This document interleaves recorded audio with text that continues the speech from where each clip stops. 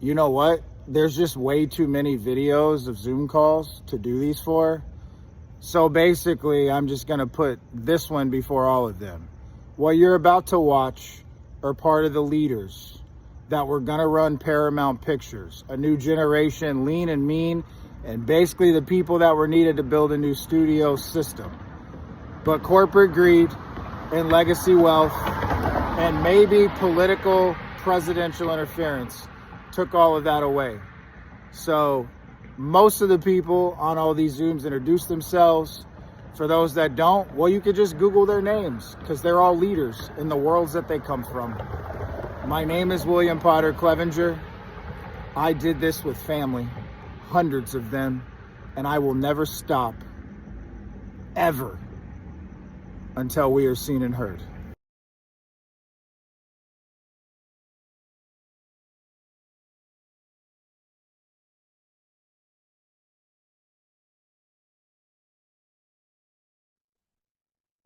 Hello, Rick. Got it. Audio's on. Here comes video. How you doing, How's sir? it going?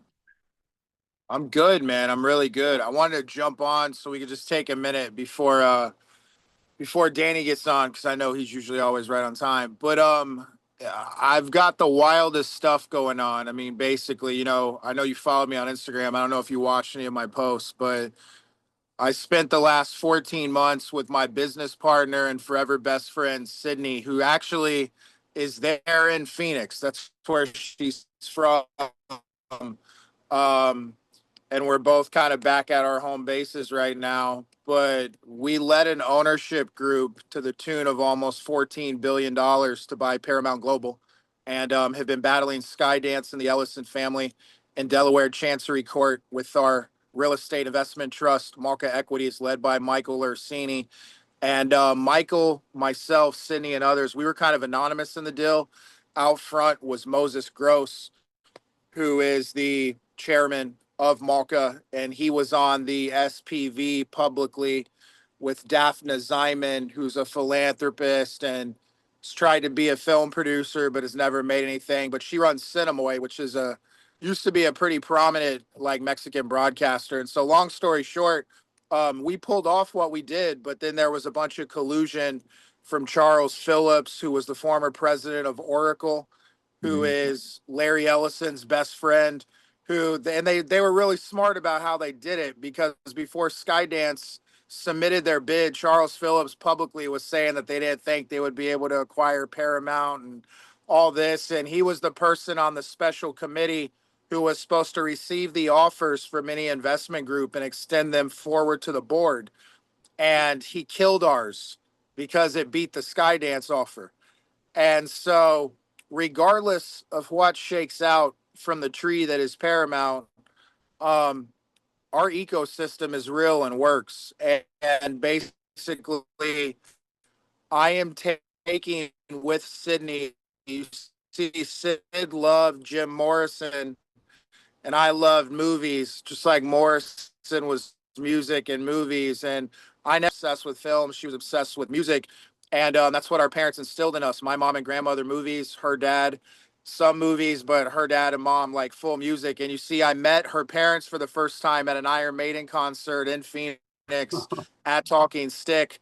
Just crazy stuff going back through the journey of life and seeing this. And we started off and met and fell in love and got engaged and realized it was bigger than us. And it took me a long time to consciously wake up to all that because I met her the night when I went in to start the process to make Cutthroat City and get the movie casted and funded. And I was not consciously awake to the journey of life and the levels you go through in business of these pass offs with people that are leaders, and then new people get dropped into your matrix that you're supposed to help level up for who they're supposed to be in the design of the creators world. And so Sid was the global multi hyphenate talent across all fronts. And I didn't see that back then. And because I was so thinking I was in control of everything with my life, and I viewed her as my partner in that, and ultimately was going to do things with her. But it was supposed to happen from the beginning. She was supposed to be a star on a global level. And somehow, by the pure grace of the creator, the universe, I shy away at times from the word God because it's been used to oppress specifically women in life so much, her more than anyone, just with what she's been through. And so I have a very firm understanding of things in a manner people don't. And I'm saying all this to say that this book right here called Spontaneous Evolution, we are utilizing as a 2-day global telethon for charitable impact. And I think based on what I saw you do with Danny's interviews, I think I want to have you be the main person that's directing segments of these interviews across the United States that we're going to be doing.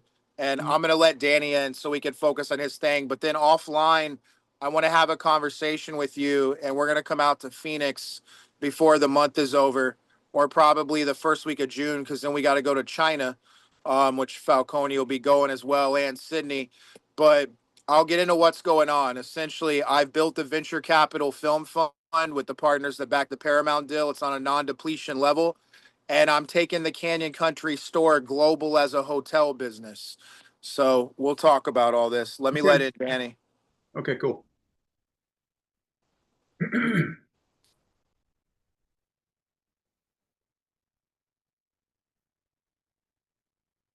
And Eddie's not going to be on today. He's got some stuff going on, but that's okay. Uh, why is my video not working? Let's see here. Oh, there you go. What's up there, Will? Still can't. Oh, there you are. Hello, sir. Hey, Will, this is Rick. Rick, that's Will. Absolute pleasure. We've been talking a little bit. I was letting him know what's about to go on with this telethon we're going to do, which Danny, you're going to be one of the writers of. You as well, too, Rick, if you want. But let's focus on the incredible mob soldier. So I have a partner, obviously, Rick, that I sent you, David Leapson, who's a king in the unscripted waters. I'll share with you privately a couple things from his slate. So he's got probably 30 to say actually probably about 20 to 30 things in active development. Half of those are actually set up at places like Hulu, A&E, HBO Max, Netflix. So it's real easy for David to sell a show. He's won 6 Emmys.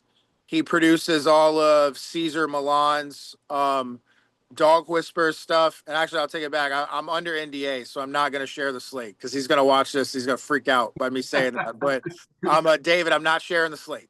But so I wanted to record this to send to him just so you can kind of talk about the process of what you've got on the table. I want you guys to talk specifically out loud on this for the additional kind of 10 minutes you want to drop in each episode. And then Eddie, who I was going to have on here, who's running our Mafia division with Danny, can write all the reenactments out, Rick, between now and when we're going to be in Phoenix. And Will, let me cut you off for a second. Hold on, please.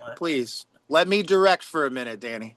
So, before we do a ton of work, because I know the whole thing is the funding for the editing and all this, I don't want you guys to do anything else until we talk to somebody who's got 6 Emmy Awards for doing shows like this. So whatever we're going to say, like we're going to talk about, but I want David to guide this because he will get behind this with what it is, knowing what I've executed that he's been waiting for me to do with the funding from the group that backed the Paramount deal. I have a conversation between Michael Orsini and I that you heard, Danny. David knows who he is because I've shared that with him.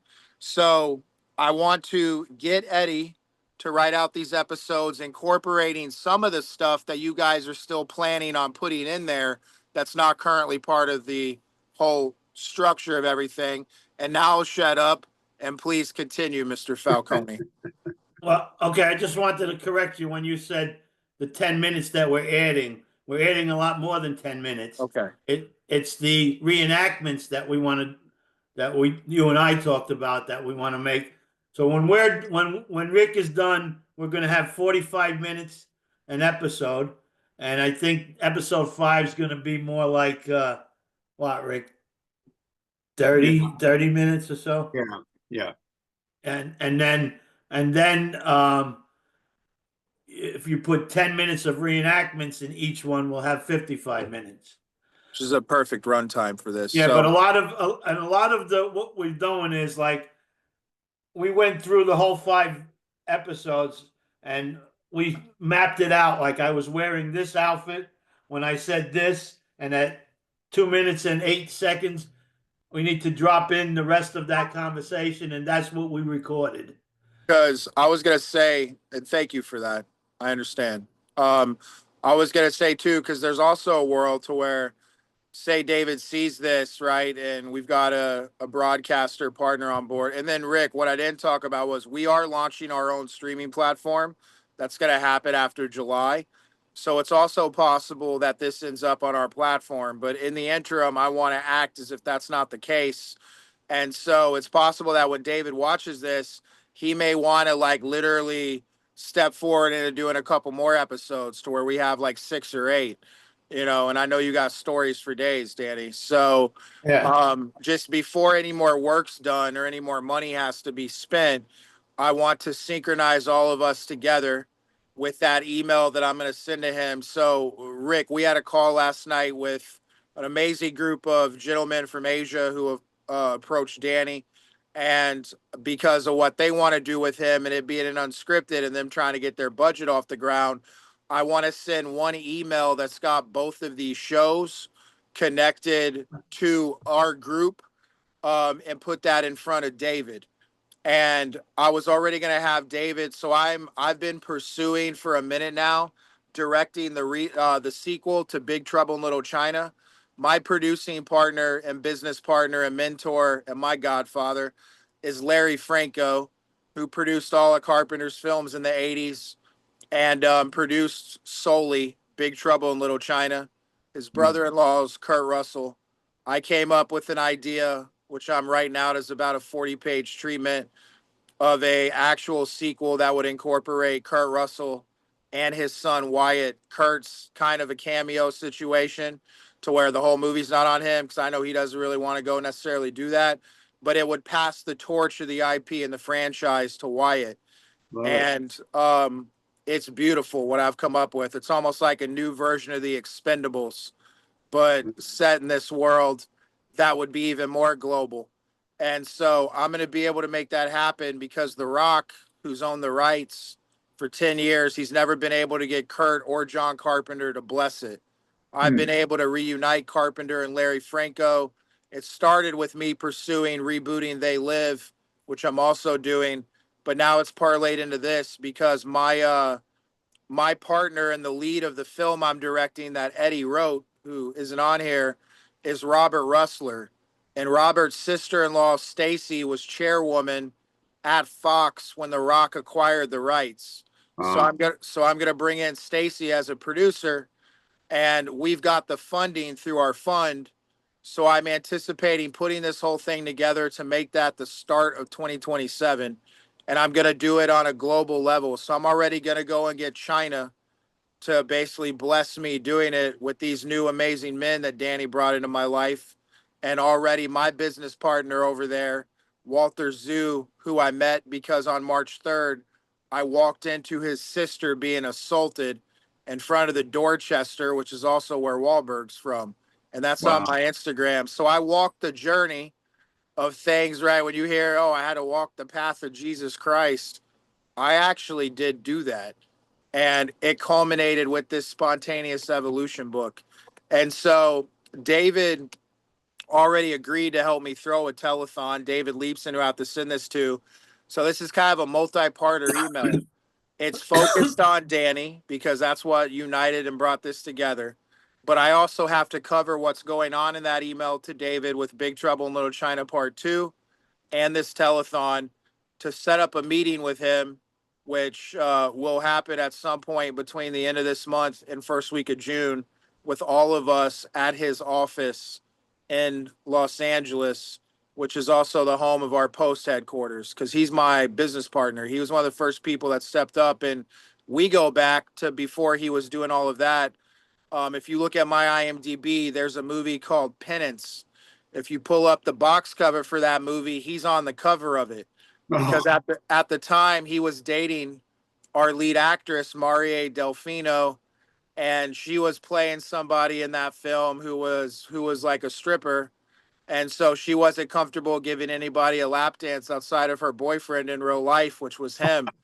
And then the distributor chose that scene as the box art to connect us together forever.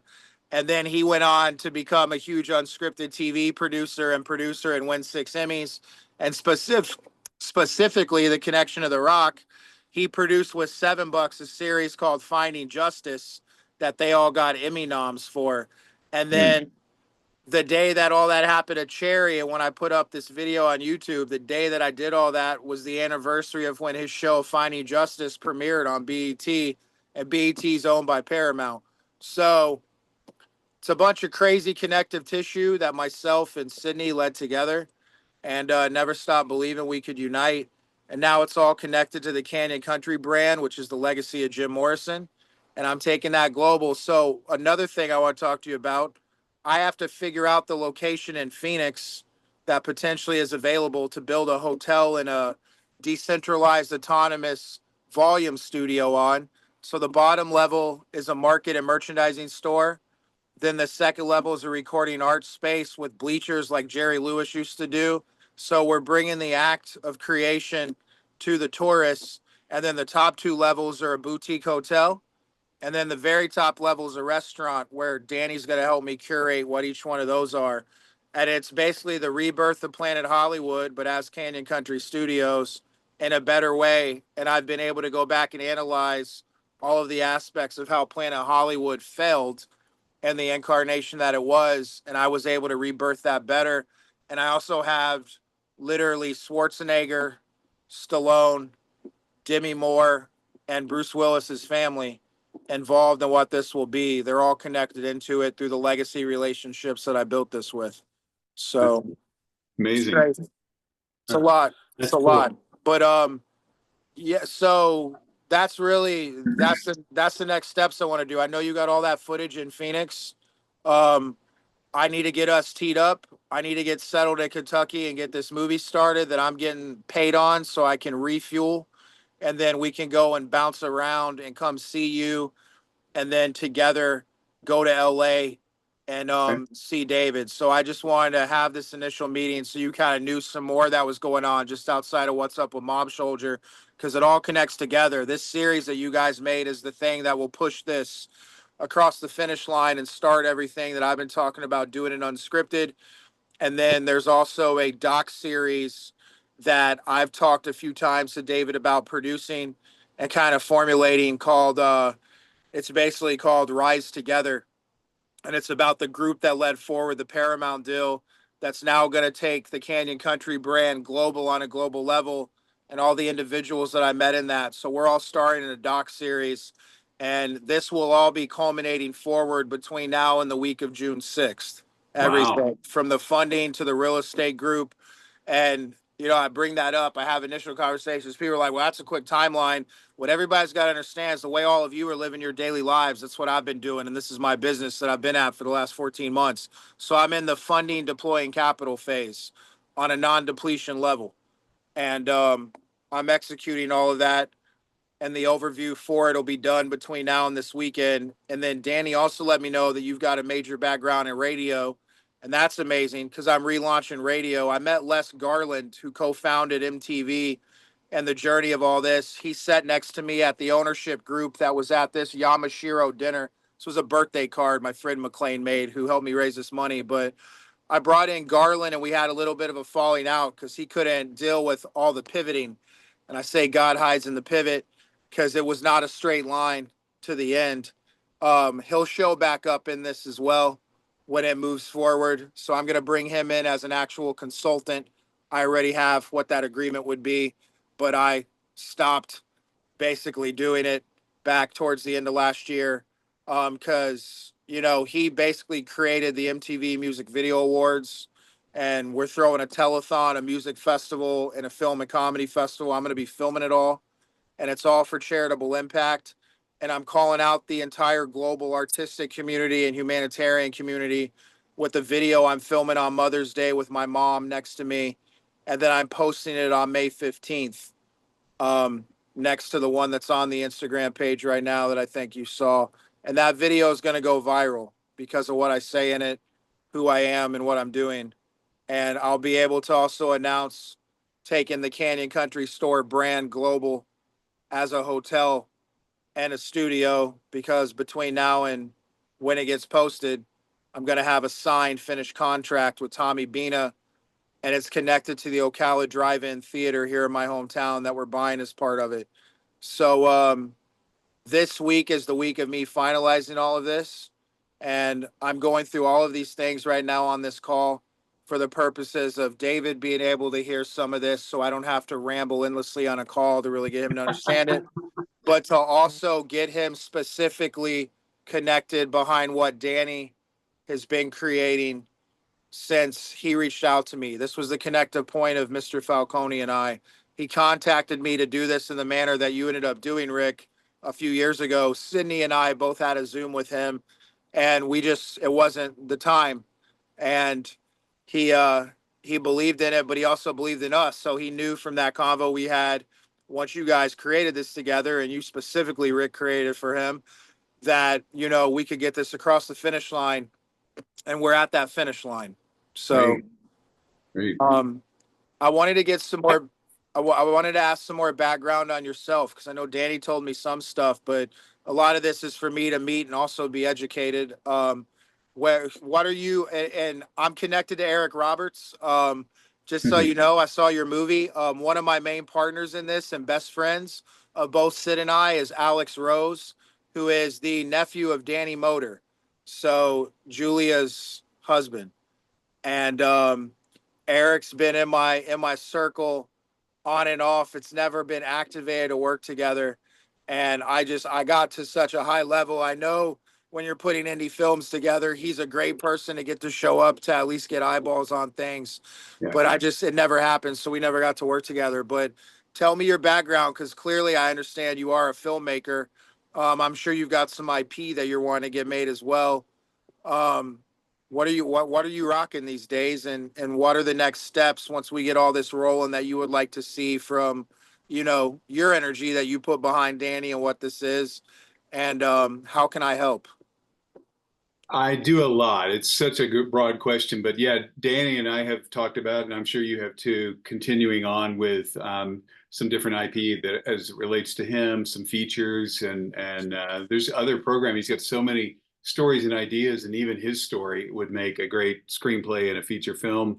I have a crime thriller called Masterpiece that I'm doing right now that I'm trying to get on track, which is like really good. I think Eric's going to be in that too, or whatever. But then I have two other kind of docu-series that are one's completed and one is like we're still filming. So and they're pretty interesting.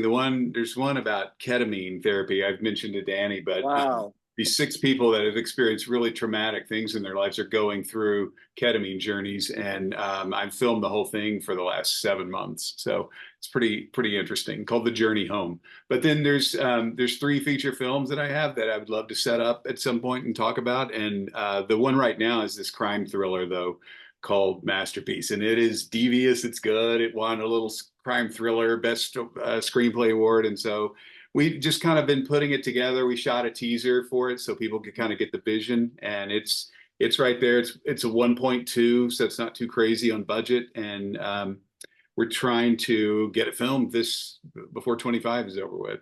So okay. Yeah, but I've done radio since I'm 18, so 40 something years. I've been doing feature films. I've done 9 and a couple of reality shows. I did the sequel to The Secret, that motivational book and movie. Dude, no way. I used to tell people that I felt like my life was the book The Secret before I understood what was happening.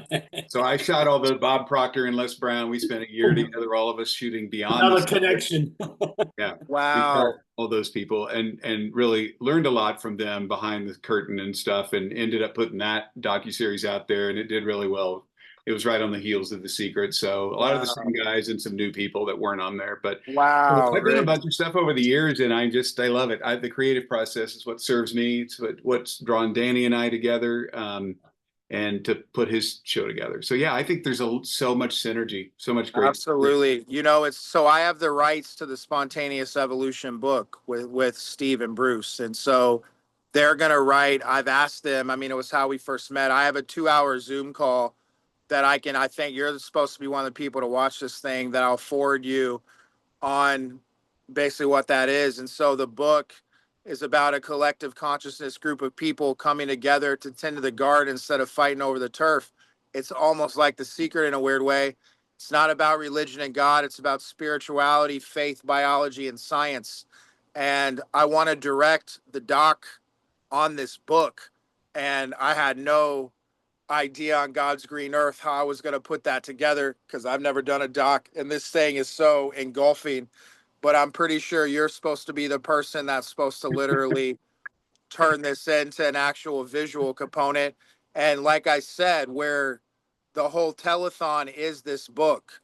So, and I've talked to David about that. So I'm pretty sure you're probably going to be directing our telethon along with Bill Boyd Jr. And I'm finalizing all the steps of this literally this month into the beginning of June. And then the plan is July 1st and 2nd at Pineywood School, Ocala, Florida, down here. And then also the Canyon Country Store. And so it really launches the brand. It launches our charities. It launches the foundations. It launches all the IP. Everybody that's going to be involved in the broadcast are all from the IP, basically, ecosystem we've created. Everybody controls their own IP. I'm setting the fund up like a DAO, so no rights have to be assigned over, right? So it's all the leaders, because everybody's a leader. That's the whole thing, right? Like, Danny's a leader, you're a leader. You go to someone to make something, sign the rights over to me, right? That it gives that person control. No, no, no, no, no. That's not what any of this was ever supposed to be.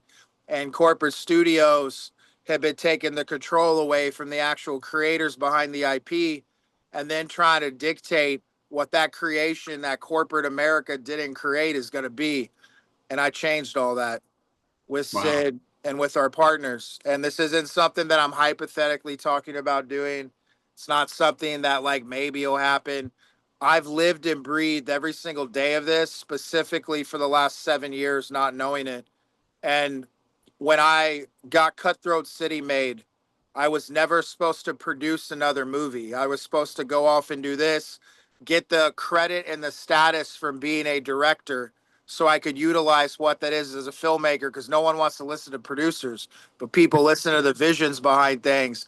And then if you've got the experience that I do from the standpoint that I've had, it's given me a foundation to help others in. And so that's what all this is for me. And it's about building an ecosystem for the next generation, connected to the past with individuals like Larry Franco and my other partner, David Walmark, to elongate a new sustainable future, quite frankly, for the next generation of children, because kids are such sponges. And the majority of the world that they're growing up in now is nothing but never ending trauma and social media. And so we've got a platform that's Instagram meets Netflix meets Spotify, but it's a self-publishing ecosystem. So the social media side, there's no comments, so there's no trolls. It's wild. And they were individual gentlemen that had created these things that united together to put them under the pursuit of Paramount. This was part of the funding side of why it happened, because of the vision that was written. And that's all culminated now into one collective consciousness. And I have not read this book other than one brief chapter in the back. But when I read the back, I knew it was supposed to be connected to this. And my first words out of my mouth with Bruce and Steve on a Zoom was, I haven't read your book, but I read the back. And they were so profoundly impacted by the convo we had of my understanding of things that were in here that I had to walk in, that it was a lot of dancing in the dark to find the light. You know, Sydney supported us by working in Koreatown in Los Angeles, so nightlife, and that's how we survived and paid the bills. Even how her and I met was through the nightlife circles and waters. And I've come to understand, you know, and that's why there's a lot of people like Danny that are in this, you know, that lived in the dark spaces of life. Because when you have such a massive group that's been through so much shit and thought they were making choices in the world, but I'm basically been led to believe that we were all led to those places. Some of it, yes, was through consciousness, but the rest was through, call it the universe, the tree of life. Some people want to say God, others don't because they hate the word. There's a higher power in play that connected all of this together, and all of us as individuals through a design of time that culminates in this divine timing, similar to like what the Seeker was. And so I know what's coming, and I saw it to do it. And so now I'm basically getting the final pieces of the puzzle together to make that happen. So Amazing. That's just amazing. thank you, Rick. And none of this, nothing that I do is from notes. I don't have to pull up anything. I know all the IP. I can bring it all up. I used to have to reference things and pull things up, and I've hit supercomputer mode as far as my brain goes. And I know now when I get introduced to people like you who I'm supposed to connect in at those points. So we'll That's get awesome. this email out. Danny connected me to the gentleman in Asia who were doing the Asia Mafia thing that they brought him into. This is this whole group. And so I'll get an email between now and the end of day Sunday over to David Leapson, and we'll spend the beginning of next week connecting with him and synchronizing him into this. And I say next week because I want to give him time to watch this Zoom. And then I don't know if we recorded the one last night, but I did record a different one. So we'll make all this happen. And Perfect. Yeah, Danny, I got a couple questions. yeah. That's, I was just gonna ask you. Did you see the loyalty thing I sent you? I did. I didn't. I know you said there wasn't a video. I started reading it when I fell asleep, and I woke Well, up. For this call. the video expired because it's a couple of years old, but that's basically what it's about. And the other question I have is something you said a little earlier, that maybe this mob soldier will wind up on the new platform. But is that? I thought our goal was to get it like on Netflix or something. It is. It still is. I got, but right. I'm letting David dictate that. So Okay. he's the one that would be utilizing his relationships to set the show up and sell it. Our platform, with everything I'm talking about, here's what I gotta get everybody to understand. Because again, it's like the creators that go and sell their life rights away to everybody to let corporate America control what the art is. There's not gonna be a bigger platform than ours once all this happens in July. It's on a global level. And I'm saying that humbly because what I've been able to create is us having a fund that allows me to go and finance projects with Hulu, Netflix, Disney, Amazon, Warner Brothers. Yeah, the whole thing. It's a collective ecosystem. Yeah. And that's a collective ecosystem for the studios. I'm trying to unite studios together like they used to exist in a phase back when United Artists was around. But the intention right now, because that platform doesn't launch until after we do all of this in July, is to currently set up meetings led by David Leapson with every single entity that he would have literally a deal with or relationships at, and he has them. And so I don't want to speak for him because those are his relationships and his connectivity. Yeah. Okay. But I don't see in a million years because the head of Netflix, Dan Lin, who's running film and TV, is on boards with my partner, Bruce Long. So, Rick, my primary main leaders from a stature standpoint, Bruce D. Long won 4 Tony Awards. Memphis the Musical he produced, which he won Best Musical for.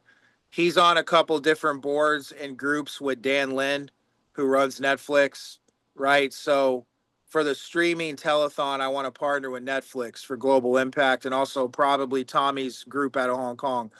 And then Jay Ivey is my head of music, who's won 3 Grammys in the last 2 years for best spoken word poetry albums.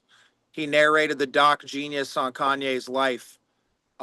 He's my oldest professional relationship and one of my oldest friendships. We go back 22 years.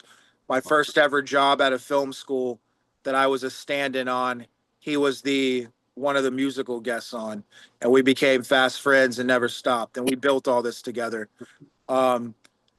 Will Crossley, who runs Pineywood School, who's our head of education, He was the former chief counsel for Barack Obama and the Democratic National Committee when Barack was in the White House. Rocco Nugent, who's Ted Nugent's son. So I have deep relationships on the left and the right connected into this, exactly. And it's all a beautiful thing. And then David Womark was Oscar nominated for producing Life of Pi. And also Stephen McAveety is somebody, like how I'm helping you guys with this.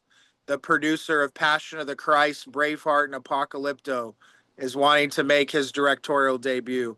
And so I've been working with him since last November on that. We got introduced by a young man named Joshua Mastricana, whose dad directed the Clinton Chronicles. So it's this is all God, and this is why I have these conversations, because everyone gets fixated on the money or when stuff going to happen, and I know what the ending of this is. That's how I was able to create it. Yeah.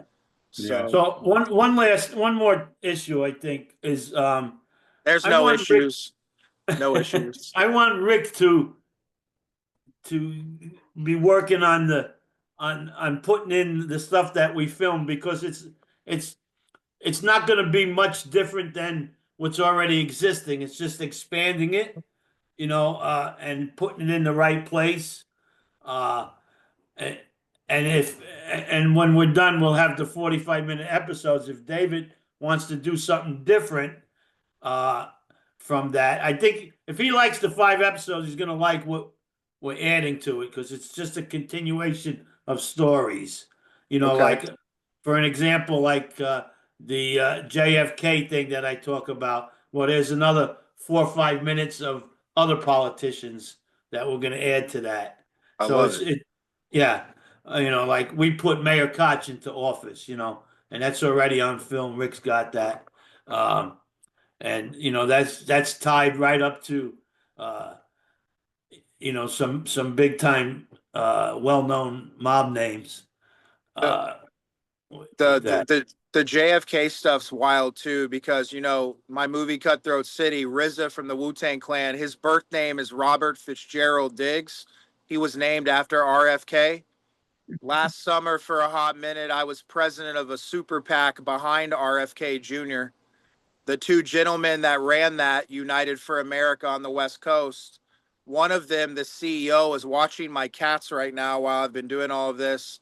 The other one, Tory Gamble, whose brother is one of Elton John's dear friends, Jan Michael, who played in the quarterfinals of Wimbledon and lost to Pete Sampras. Tory is my partner in our video game company, and I stayed in his house all of last summer in the Palisades while I was building all of this and having meetings in his home. And then literally, it's all crazy because Joey Stanton, who's my manager and my business partner, he was the only agent that Kit Kennedy and Bobby the Third have ever had in Hollywood. So there's some crazy stuff. And I'm distributing the documentary on the platform I'm talking about, that is ours, on Robert Fitzgerald Kennedy Jr.'s life, fighting corporate America and helping children through his entire legacy. I own the rights to that with the filmmaker Christian Cordeau that made it. That doc, which already existed before we met, it was called The Bigger Picture when it got brought to me, and we're the Big Picture Collective. So I'm more connective points of where this is going.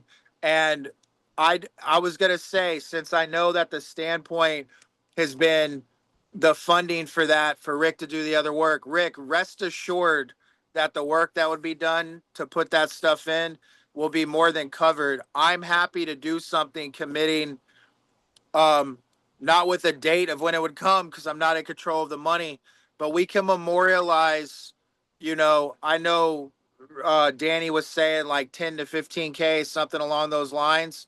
I could put something on paper so you've got peace of mind that basically creates us as the connective tissue for the group behind Mob Soldiers. I would like to do paperwork with us together to send to David, so he's got all the I's dotted already and the T's crossed for when we go into his office. And then that would basically build the data room behind Mob Soldier with what this is, and then have Eddie start, and then that'll give Eddie peace of mind as well. and have him start, and I can have Joey draft something for this. Joey, who was their agent, also has a law degree, so I have him draft the agreement, so we could do like a memo of understanding between all of us that still has the IP be with Danny, has us on it as the creative team, with myself and Sydney, who you guys will meet as the producers, because she's always been obsessed with the world of the mafia all across the world. It was literally the mafia world where Danny comes from and the Asian mafia. It's weird, man. She got, so that there's a guy who does a lot of tattoos on Yakuza members, who did an invisible back piece on her that only shows up in black light. It's really crazy. See, these were all like universe particle codes for me to see through time, to connect at a different point in time. It's been crazy, and it's all real. And it took me a long I time. like that Tommy from last night. The kid Dude, Tommy, I like him. awesome. He's awesome. And yeah, so he'll be, once I share this. So basically, Rick, you would be one of the gatekeepers running Phoenix, because I don't think, Sid said she's never going to live in Phoenix, and I need somebody in film and TV to oversee what the studio would be that we're going to build there, because her whole family, man, lives in Tempe, dude. It's Wow. crazy. She's from Phoenix. I'm from Florida. And Phoenix rising out of the ashes. The end of this is us coming to Phoenix, and then we ride. It's crazy shit, and it's all real, man. And so, If you're gonna do some paperwork, I think it's fair for us to say Rick has got 30%, I've got 40%. You guys take the other 30%. yeah, it's fine. And Yeah. I'll split that with my man David Leapson. So that would be between, which I already have. This is the thing that activates our partnership finally, because David's been incredible, man. You see, he was the Emmy winner of The Leaders. David's got the other David Womark writes the Oscars. Jay's with the Grammys and Bruce is with the Tonys. So You've got EGOT. so we're an EGOT collective and company. And also Jay Ivy's best friend, one of them, is John Legend. He gave him his name. Wow. So it's like the silliest stuff ever. And all of these things connected in warrant to the world that I'm not a crazy person with these videos I've been recording and putting out to try to get us Paramount. Because this last one I'm about to produce, you see, it's me actually hanging myself on the cross. I'm not kidding. What I'm about to stand next to my mom on Mother's Day and record here in my hometown, and then debut on May 15th. So I'm also directing the biopic on Mark the Bird Fitterich, the pitcher for the Detroit Tigers in the late 70s. Yeah. And the Bird made his major league debut and went viral on May 15th. Wow. And it's been a lot for me to put all those puzzle pieces together and see how they're all supposed to flow and fit and when they're supposed to happen. Rick, Will was interested also in the AI marketing stuff that you got. Oh yeah, Rick, that's the other thing I need you helping oversee, is that area, dude, that is massive. So can you share a little bit about that with me and what that is? Sure. But tell them it doesn't work overseas, only in the US. That's fine. That's all we need. We're going to have the overseas covered. Enlighten me on what this is and how it works, because I'm knowledgeable enough in the space of AI to understand all this, and I have a whole marketing team. I'd love to introduce you to my partner in marketing, Drew Spanding. He owns a company called Price Slide. It's like a modern day Groupon, but better. That I think this would really implement into as well. Yeah, So, for sure. It's since I've been in marketing forever, and I have an agency here, digital agency here in Scottsdale. But I talked to these guys that I worked with, ironically, on Beyond the Secret years ago, and they're coders and they're nerd kind of code dudes, and they're like, "Hey, we got AI going." They're in Australia. What do you want? And I said, I want to be able to find people for my clients or for my movies or whatever that will actually be the real people. So we go to work on that. And what they ended up coming up with was aggregating some stuff where they can match Google searches and website visits with the people doing the searching and the visiting, and put that in and create these intent filters, and then basically send you a spreadsheet or a Google sheet that says, here's first name, last name, cell phone, email, address, city, state, where they work, their social channels, their net worth, their credit rating, 50 points across the top of the spreadsheet. And you could find it in about 20 minutes. You could plug in people who watch docuseries about such and such, and they also shop at, and you can start cross collateralizing that and find this incredible pinpoint targeted data that's in a spread. And now you can email them, text them. Oh my God, Rick. Question on that point before you give any more to me, because that's incredible. So, like with what I'm talking about doing for building these Canyon Country hotels all over around the world, and specifically building a volume stage. By the way, on that, so you can really see the level this is at. There's a company called Howlon that the creators of are no longer at. So they basically invented volume stage shooting. They sold their tech to Epic Games, which basically utilized it for Unreal Engine. And Daniel Greger, who's my VFX consultant on my movie, created that. On that board was John Favreau and David Womark, my partner. So Dan's a direct call to John. So once I get all this going, I'm bringing in Favreau as a consultant for all these volume stages I'm building. And then my head of health and wellness is Brad Bowes, who's the #1 celebrity trainer in the world. He trains all the Avengers. He owns 2 gyms in LA with Robert Downey Jr. And he was just the trainer on the set of Favreau's basically Gru movie that's in post-production coming out. So what you're talking about basically with Canyon Country, we could do outreach through that for what these hotels are going to be around the world, get a gauge for basically what every single person's taste is, right? From talent to other things. And then when I have this roster built, because so it would be a day, basically a monthly calendar, right? That would show Canyon Country Venice, Canyon Country Texas, Canyon Country Korea, all the commercials that are going to be happening. So the advertisers can come to our ecosystem. They can go through our roster of talent and relationships, and they can book the commercials that they want and choose the directors. I have Tony Kaye.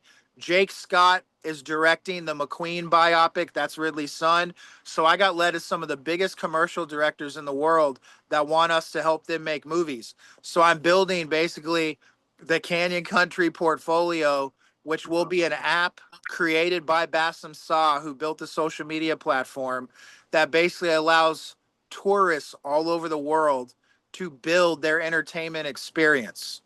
That's brilliant. I love that. Nice. Yeah, with brands. So I need your help because I want to get the verbiage down and the deck I'm finishing for Mother's Day as it relates to the advertising side of this and the marketing side with what I finally figured out how this brand is launching and what specifically we're doing. It's a hotel hospitality group, but it's a foundation of philanthropy and education out front. So every single year, we're going to host a telethon at each one of our locations, right, on our live streaming platform. So ultimately, this will be the Canyon Country Telethon every single year, and it'll be all over the world live because I have. So think what Big Brother was, right? And so that's what all this is. So I want to share with you on Sunday. Actually, probably, well, today's Friday.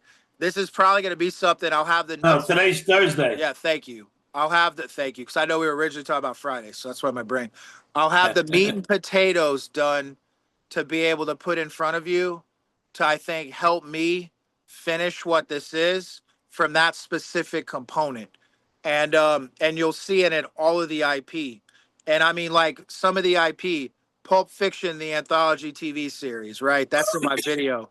I mean, we have massive, massive, massive content on a global level. I even have the team behind the Terrifier franchise, which has become like you know what that is. So Terrifier 4, we're kind of in a position to potentially release on our platform and in theaters.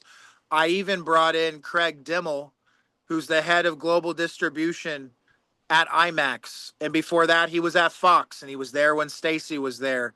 So I got led to the people that are going to be running the next generation of entertainment, and the studios have no choice but to work with us. So we'll be able to do this across the global level.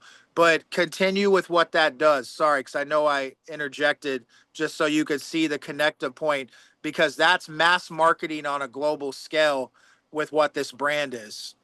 Yeah, it does that. It really just finds the people by name. And before it was a demo or a psychographic or, and now it's Like we don't start with 18 to 34-year-old men. We start with who's doing what and find out what the activities are. It reaches into bid stream data, which is live across the internet. It's dynamic, going on all the time, and finds the activity and pulls it and dips into 71 different databases from where all this IP is stored. And then it cross-references them. So it could be an IP address that's at your house. That could be one of 4 people. And now it takes it and starts cross-referencing or skip tracing, you've heard of, across different databases to go to rule out people or to rule in people. And by the time it's done, it goes, we found exactly who this person is that's watching Guardians with Eric Roberts on Showtime. And here it is. And here all of them are. And so we know, and now we know what they're looking for too, because it's not just intent, but it's behavior that's going on before it gets to the spreadsheet. So when we get it, it's crazy intent-driven, behavioral-based data with all of the contact points that you could literally take this and it even creates the SHA code, which you can upload to social channels and go just advertise to these people because they're looking for me right now. Run an ad and they're going to go, oh, I was Googling something. Of course, they're tracking me. That's why I'm getting the ads now. That's what this is. It's called exactaudience.ai. That's the website as well. But yeah, that's kind of what it does. It just finds people and what they're doing and then matches it with all of their data that is available. If it's not available, we can't find it. We roughly can find 260 million of the 360 million people in the country because about a third of them have got data blocked. And Dude, that's crazy. Those 100 million are all the people with mafia connections. Yeah. So we're gonna block my data. I'm just thinking that my criminal mind that's been sleeping for 3 decades now is thinking, holy shit, you know what I could do with a list like that? Dude, that's crazy, Rick. Did you invent this, man? Well, I had the idea and they did the coding, but the idea was we didn't do anything other than write the code to pull from where it is now and aggregate it. But no one's doing it. No one has it. And where I was like, people already exist. Their info already exists. How do we get to it? And then how do we show what they have a proclivity for? What are they doing today? And we can tell when it surges and like everybody's going to see Top Gun right now. And these people also do this and this and this. So now we have this like real stack of a characteristic of an avatar of this person. And then their contact info is all over the place, but we've been able to pull it in.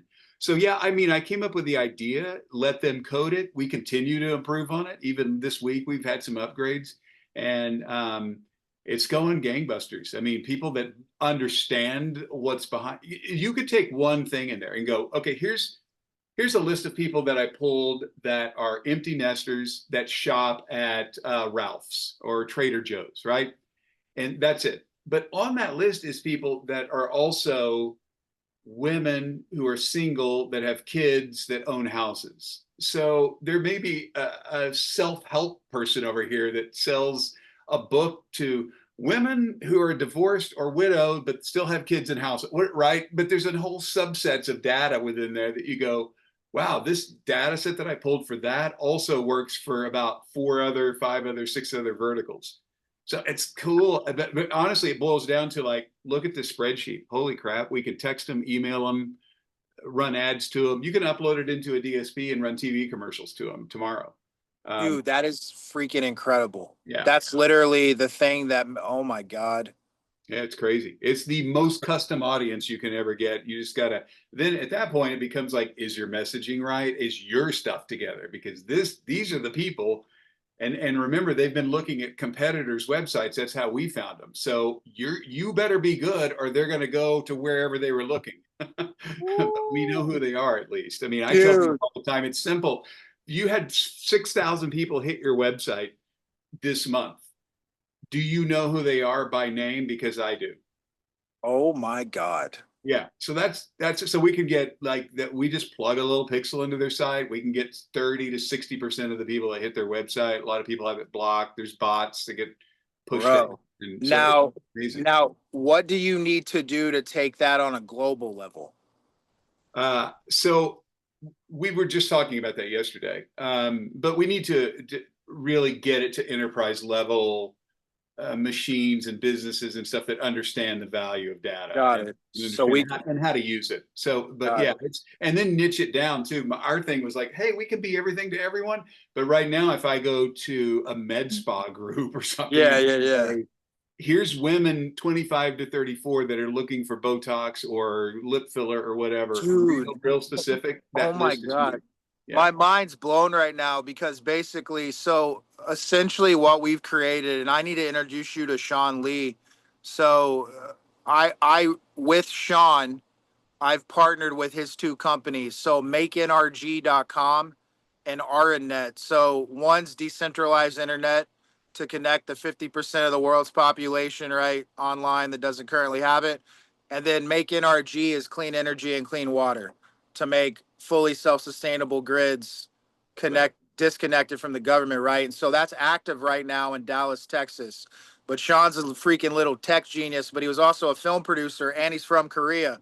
And so I'm saying all this to say that I'm building basically what Canyon Country is. We're an e-commerce everything business. So we are the direct competitor to Amazon, I'd say probably within the next 24 months. And it's a foundation, like I said, in something that beats Amazon because I got education first. We're also building a college of sports and media, either on the grounds at Piney Woods to make that an entire K through college situation, Wow. or I'm partnering, and this is to be determined because I got to reconnect with him when I go to Atlanta and see Eddie. Lake Point Sports Complex, which is the rival to Disney's Wide World of Sports. I have a verbal agreement and an understanding. Basically, I mean that they're up for sale, so we can buy the entire complex in Cartersville, Georgia. There's Wow. tons of undeveloped land. I have icons on board, obviously, to build a college of sports and media. I wanted to create a better version of Full Sail University, where I went to school, Oh yeah. that purely focuses on the money.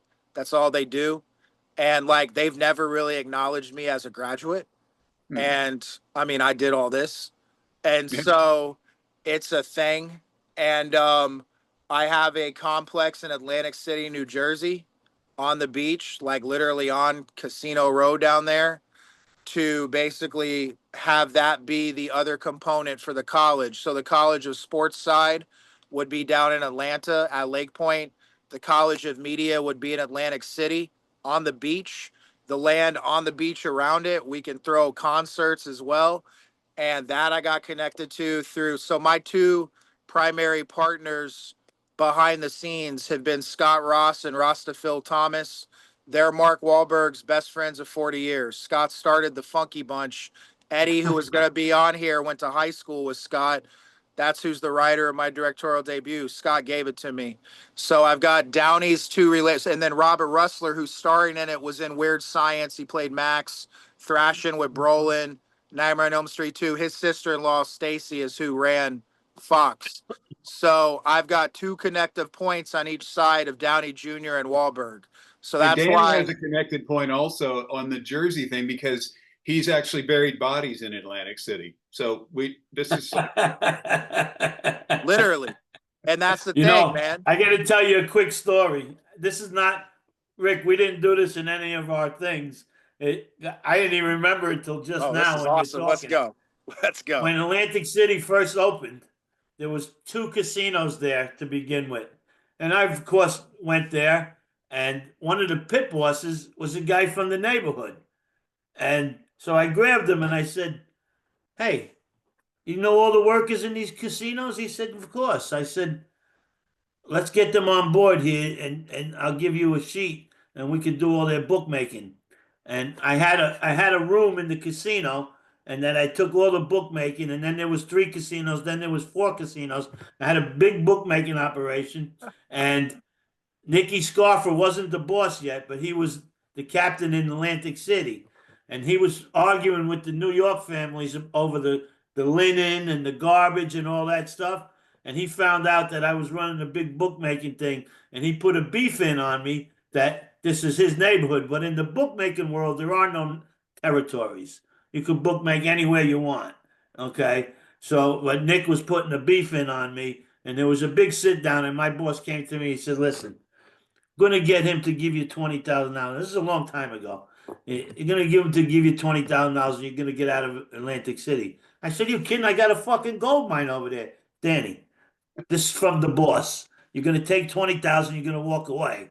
I got fucked out of the deal because they were fighting over the garbage and the linen and all that shit, and they didn't want a low-level guy doing bookmaking causing friction in their talks. So Wow. Nicky Stoffer gave me 20 grand and I left fucking Atlantic That's City. crazy. And you see, you created the whole fucking operation and then had to Yeah. leave I it did, behind. yeah. Jesus. Yeah. Amazing. Wow, man. Dude, I love this. This is wild. We got, and Danny, we're making the movie, man, on your life. Like there's no question about that shit, to be honest. Pretty darn 100%. rad. I'm Like, okay with that. I mean, I don't know.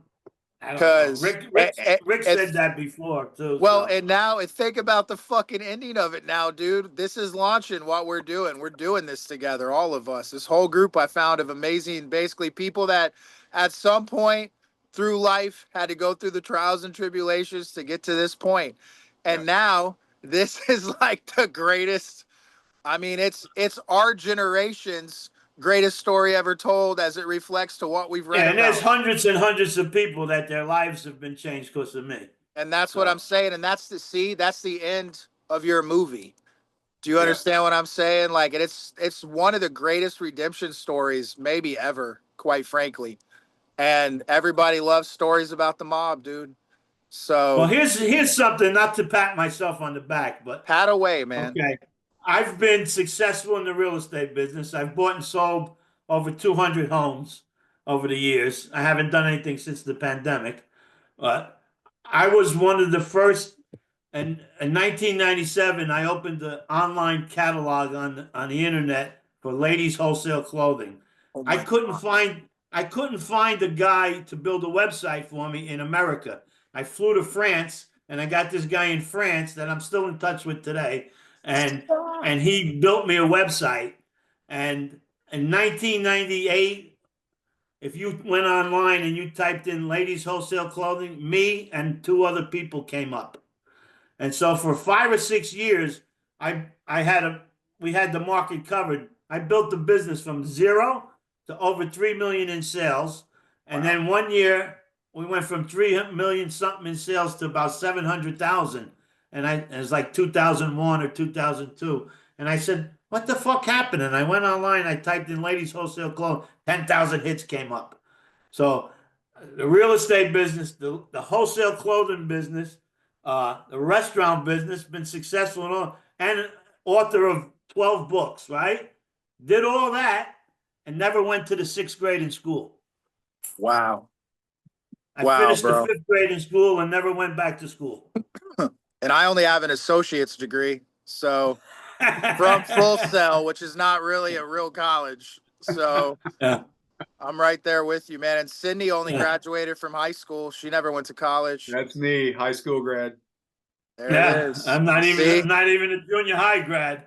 Wow, man. That's wild. And damn, dude, I'm hyped about all this. This has been the greatest birthday week of my life. Literally. I Happy knew it was gonna birthday, by be. the way. Yeah. Thank you, man. I had to wander around like Moses for 40 years in the desert, Rick. So now at 41, I finally got all this figured out. Oh, that's funny. David Walmar's calling. Call him back after this. I wanted to ask, so your radio background, can you enlighten me on a little bit of that too? Because I want to relaunch radio properly on our platform.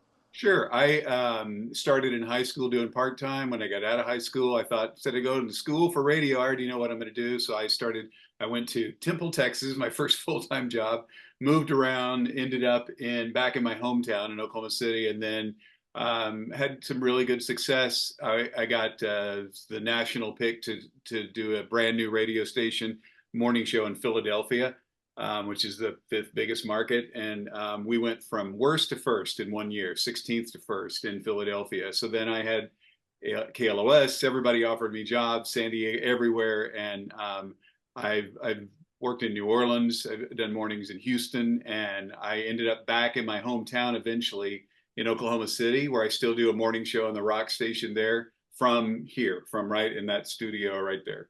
That's amazing, So, man. but I've been doing it for 42, 44 years, somewhere in there. So yeah. Wow, dude, no, wow. So what, were you like 13 when you started doing that? I was 17. 17. Wow. That's incredible, man. Yeah. My First time I killed a guy was 17. Yeah, I know we have so much in common, Danny. my Common. dude, that's great. It's funny because Danny being in Norman, my mom was actually born at the Tinker Air Force Base when my grandfather was stationed there. So Yeah. my mom's technically from Oklahoma City. Wow. We talk to them every morning. We have, because we're a rock station, there's so many men out there at Tinker that, and in the Midwest City, Dale City area is one of our biggest zips of listeners. So yeah, you know, we're a traditional, just good old fashioned rock station that we've been on a zillion years. I listened to us when I was in high school and thought, man, someday it came on the air in 1976, this radio station.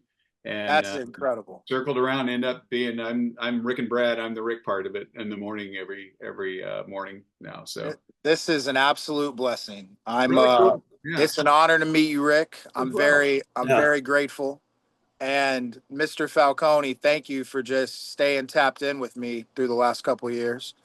And I will, Rick, we'll be seeing you in person between the end and first week of June. End of May, first week of June. Okay. Okay. So do you? Is it okay if he gets the extra stuff put into the episodes? Yeah. And I'll connect us on an email, the three of us on an email with Joey to get an MOU in place for this IP. And we'll put in there too that for this other work you're doing, whenever the funding's in place for this, we'll get you paid for that too. So thanks so much, man. It's really cool to meet you. I feel great. A great synergy here, and just there's a electric current running through all these screens right here. Damn, there is indeed. And I'm supposed to do a call with Steve Behrman and Bruce Lipton, who wrote Spontaneous Evolution, at some point over the next day or so. So I may ping you when that's going to happen so we can hop on with them. Because dude, I want you and I to really, because this is such a massive book, a massive interviews. It's going to take more than one person directing this thing. We're turning this into a visual IP. And we're going to make the doc on this, and we're going to start that by doing the telethon on it. So those are my next steps. I'm fine. And I have Coca-Cola and Mercedes lined up. I've got the people on board to come in and basically pull the trigger on having them sponsor this telethon. So I'll be finalizing that after I go to China, and then it's going to be just a complete windfall forward of everything. I'm not making any IP with anybody, including my own movie, until we all collectively produce this telethon for global impact together. And I brought in producers that worked with Jerry Lewis and Dick Clark. That's so cool. I love that. That's nice. Yeah. Bill Boyd Jr., he was Jerry's editor for 10 years. And he did, I mean, if you look up his IMDb, Bill Boyd Jr., you'll see all the live shows that he was involved in. And I met him through my brother, Dave Sheridan, who played Officer Doofus in Scary Movie. He's the lead of the film I'm directing. And Dave's from Newark, New Jersey, just like one of my idols and inspirations, Kevin Smith, who I got to make a TV show with. And I was on set with Kevin the day Alan Rickman passed away. So again, right, connectivity points, crazy stuff. And that was before I realized the journey of life and the levels to where I was always receiving everything I dreamed about, but I was consciously asleep, right? And I had all these things, all the idols, all the people I was inspired by. I ended up working with them, creating with them, meeting them, but I didn't know how all this worked. And so from being consciously asleep and not waking up in a career that I thought I was in control of money on, realizing the universe is in a higher power, I made myself a producer, even though that's not what my dream was. And RZA was the God Oracle at the end of that to help him with his directing career as an artist. And by doing that, I manage Young Dirty Bastard in film and TV. Olive Power Grant, who invented the Wu-Tang brand, is my global head of fashion. Wow. And so I received the blessings of the universe and the traumas, but now it's no more trauma, it's no more anxiety, and I'm directing movies, and I I fixed my entire life through the journey of it. In the last 14 months, I had to go back through the whole journey of my life, including finally ego deathing my biological father, who I haven't seen in 30 years.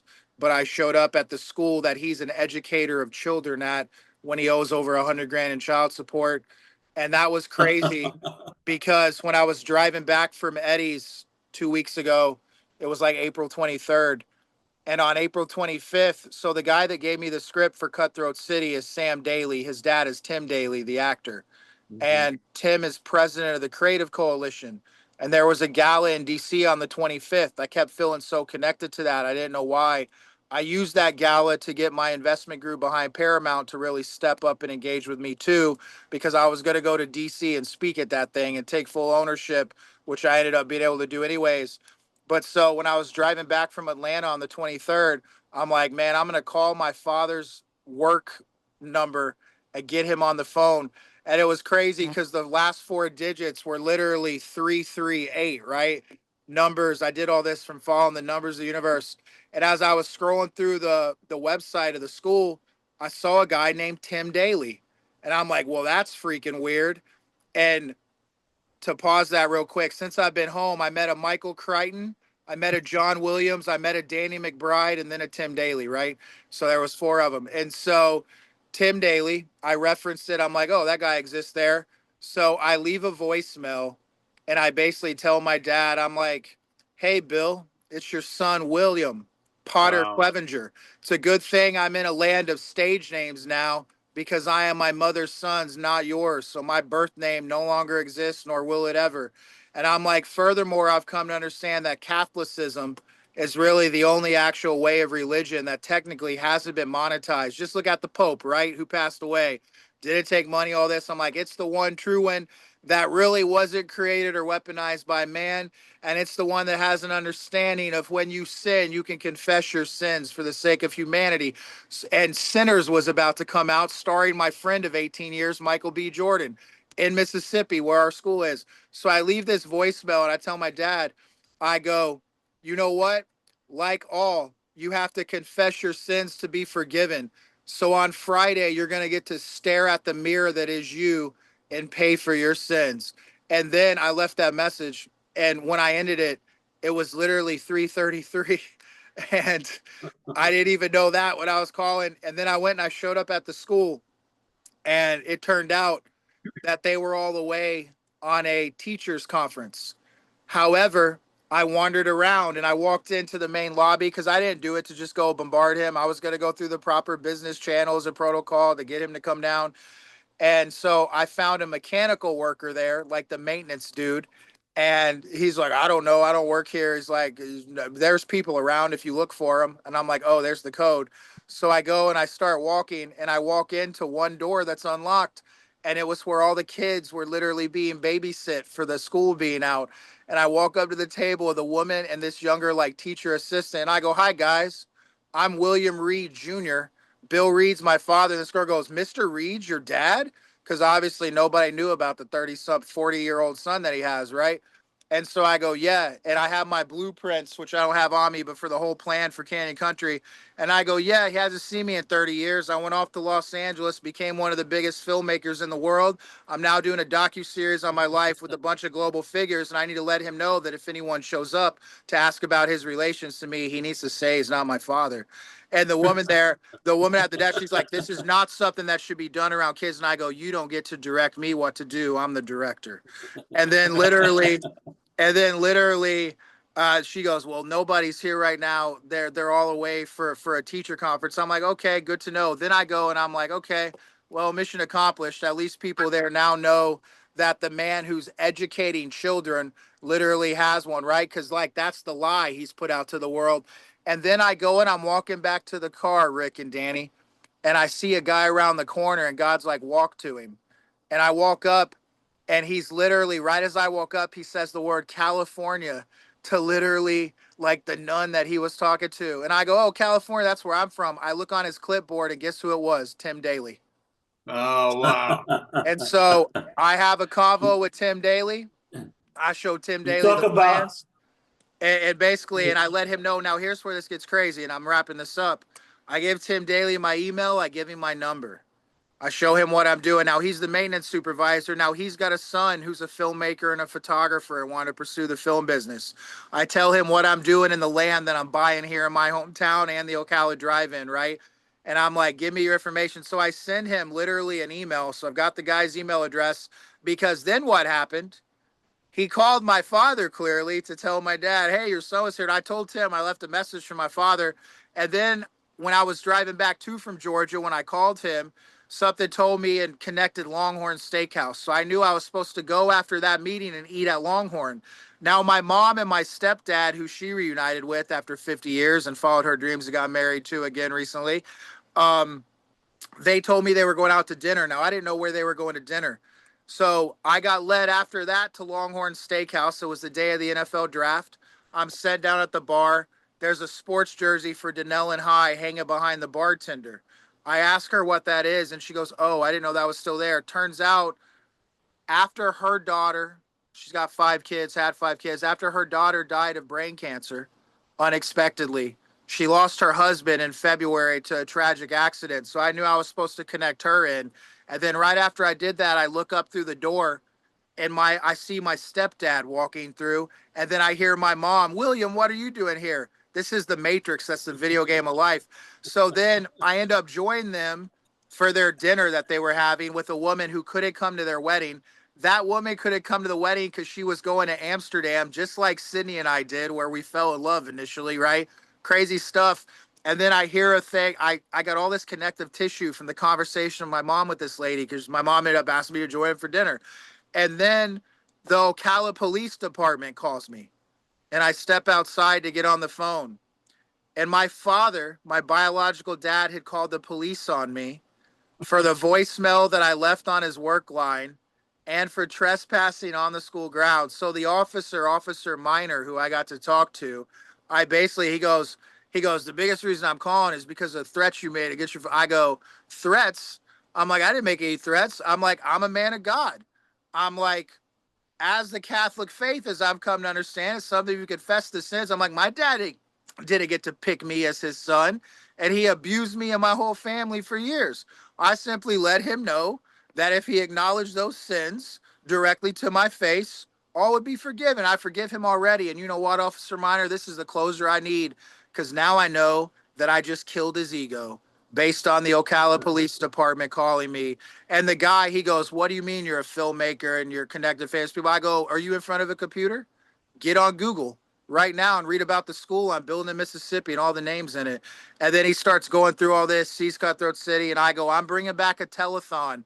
I'm bringing back a film festival and a comedy festival in my hometown every year. So my father gets to deal with what he did without me ever seeing him. And it was the most poetic closing of the full demons of my past. And I said all that to say the journey through my life, because I got to put everything to bed that prevented me from becoming who I needed to be. So thank you for listening to that, both of you. That's awesome, dude. That's amazing. Well, listen, while you're talking about that, what do you call a nun that sleepwalks? What? A Roman Catholic.